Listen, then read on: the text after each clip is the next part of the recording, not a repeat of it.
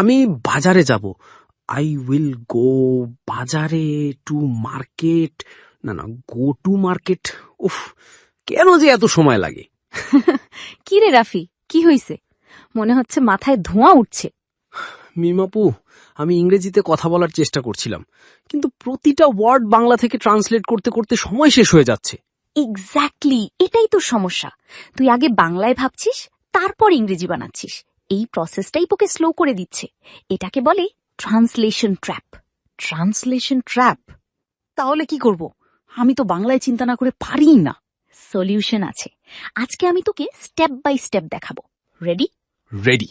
রাফি, একটা কথা বল, তুই যখন ছোট্ট ছিলি বাংলা কিভাবে শিখেছিলি? গ্রামার বই পড়ে?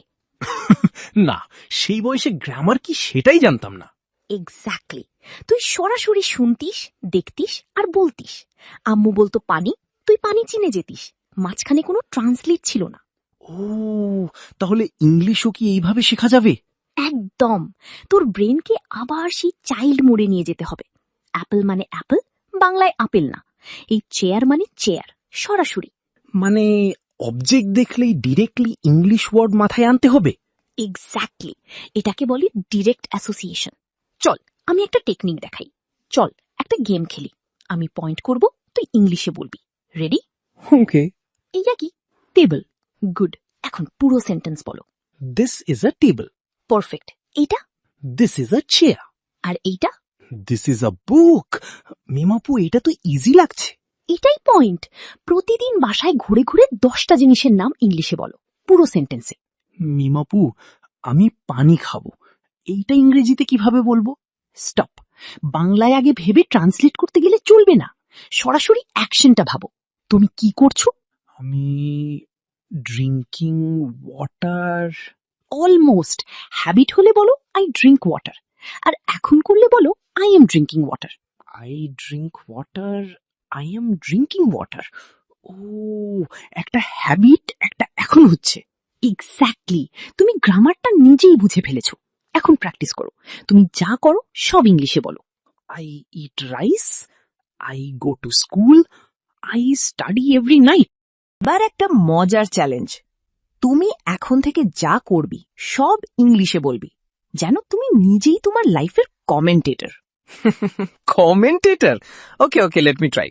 I am walking, I am going to my desk, I am sitting down, I am opening my book. Excellent. দেখ কত ফাস্ট তুই ইংলিশে ভাবছিস, একটুও বেঙ্গলি ছাড়া। মিমাপু, সত্যি তো, আমি ডিরেক্টলি ইংলিশে ভাবছি। এটা কিভাবে হলো? প্র্যাকটিস।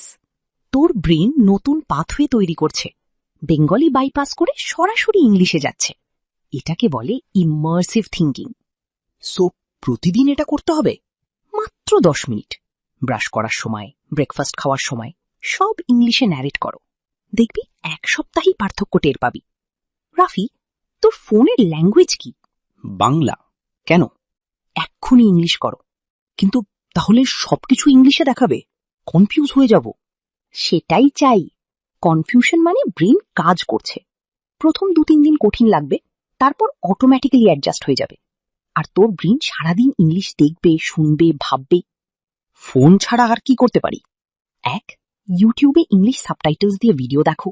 2, ইংলিশ সংস শোনো, লিরিক্স ফলো করো। 3, রুমে ইংলিশ স্টিকি নোটস রাখো। 4, ইংলিশ কমিক্স বা বুকস পড়ো। মিমাপু, ফ্রাস্ট্রেটেড মানে কি? ডিকশনারিতে দেখলাম হতাশ, কিন্তু ঠিক ক্লিয়ার হলো না। স্টপ। বেঙ্গলি ট্রান্সলেশন দিয়ে ওয়ার্ড শিখলে সেটা ব্রেনে গভীরভাবে স্টোর হয় না।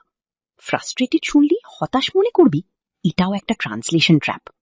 তাহলে ভিজুয়াল ডিকশনারি ইউজ কর। ফ্রাস্ট্রেটেড লিখলে দেখবি একজন মানুষ মাথায় হাত দিয়ে বসে আছে, ঠিক তোর মতো একটু আগে। সেই ইমেজ ব্রেনে গেলে ওয়ার্ডটা রিয়েল মিনিং নিয়ে স্টোর হয়। ও, মানে আমি যেটা ফিল করছিলাম সেটাই ফ্রাস্ট্রেটেড, বেঙ্গলি দরকার নেই। এক্স্যাক্টলি।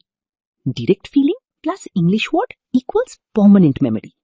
এখন কোনো ওয়ার্ড দেখলে আগে ইমেজ খোঁজো।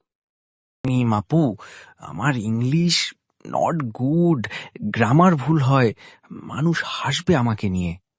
রাফি, একটা কথা বল, তুই যখন প্রথম বাংলা বলতে শিখেছিলি সেটা কি ফার্স্ট টাইম থেকেই পারফেক্ট ছিল? না, আম্মু বলে আমি ভাতকে বাত বলতাম।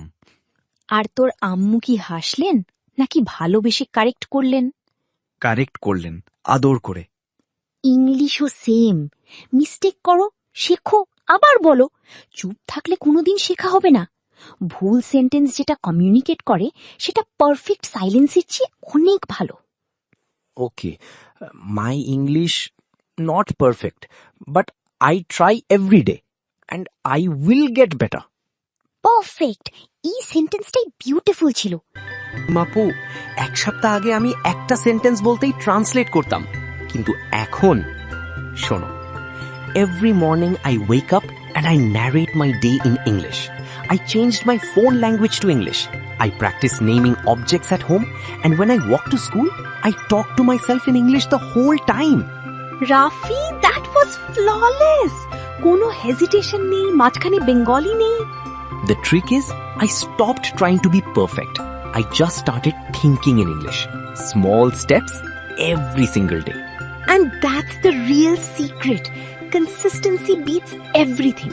মাত্র 10 মিনিট ডেইলি, আর দেখো এক সপ্তাহে কতটা চেঞ্জ হয়েছে। মিমাপু, সত্যি বলতে এখন বাংলায় ভাবতে চাইলেও ইংলিশ চলে আসে। That is the goal. Translation trap is officially broken.